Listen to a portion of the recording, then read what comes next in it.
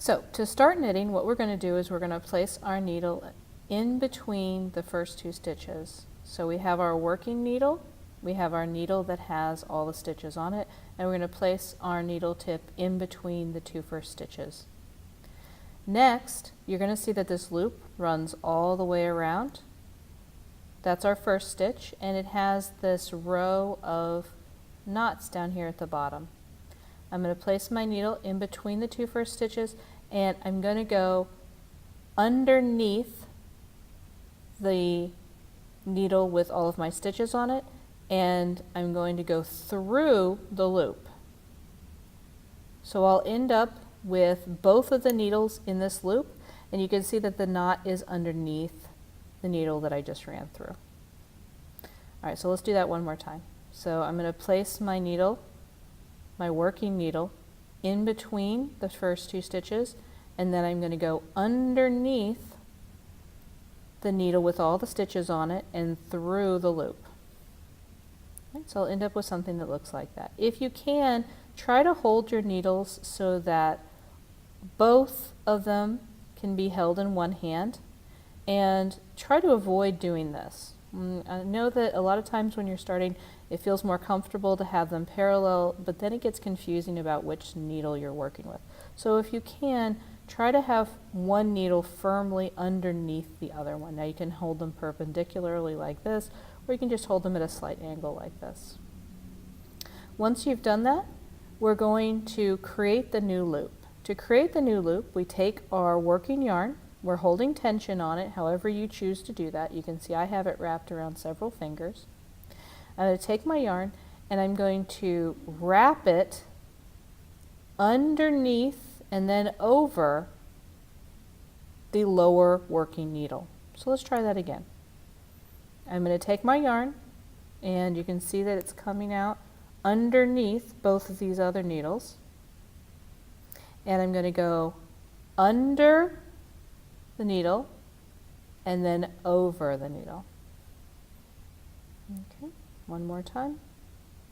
I'm going to go from underneath, I'm going to wrap around in a counterclockwise motion and then out and over that underneath needle.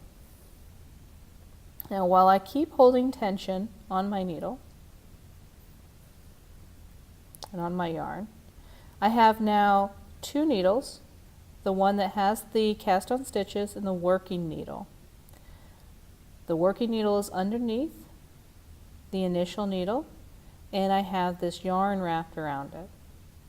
I'm going to pull out the underneath needle while keeping the yarn wrapped around it.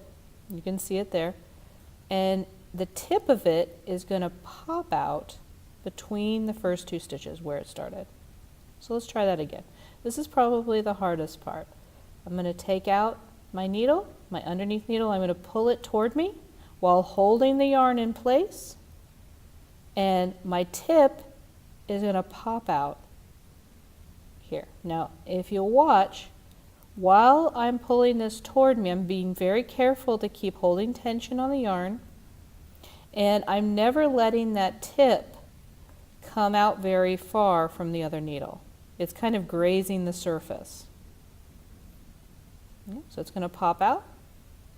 And then the last thing we're going to do is probably the most nerve-wracking thing, is we're going to slip everything off so that we're transferring the stitch from the original needle to the working needle.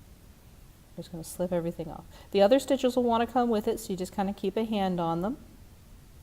And you pull everything out.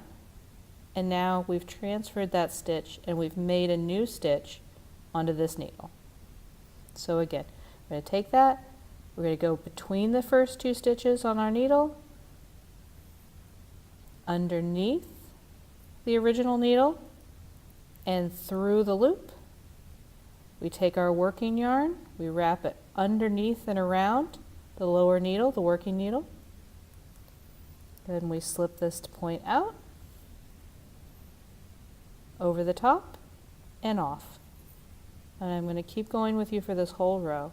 So again, I place my tip in between the two first loops on my needle. I go out and underneath, wrap it around, pull it back toward myself, tip pops out, but the loop stays on, and then you pull the whole thing off. Now this motion will feel really awkward when you're starting, but soon enough it will be second nature, like walking, and you won't even have to think about it. So tip goes in between the first 2 stitches. It goes underneath the original needle and through the loop.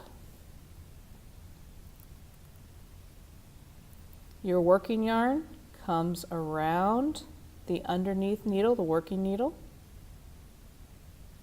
Then the tip gets pulled out and through.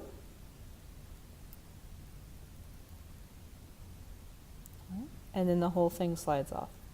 And if you need to tighten it as you're working, avoid doing this. Avoid pulling the 2 needles apart to tighten, because you'll end up with a lot of yarn slack in between. Instead, always pull the working yarn if you feel you need to tighten your stitch up a little bit. Now when you come to the last stitch on your needle, you're going to, obviously you won't have 2 stitches to put it between, so you put your needle behind the last stitch, and this one always feels a little bit dicey, so we're just going to keep a hold on it. We're going to put our needle underneath and through the loop, wrap our yarn around just like we've been doing, and then our tip pops out and everything slides off. We tighten with our working yarn. Congratulations! You have finished knitting your full first row of stitches. That is an accomplishment. Now we're going to look at how we can switch rows and continue knitting our work.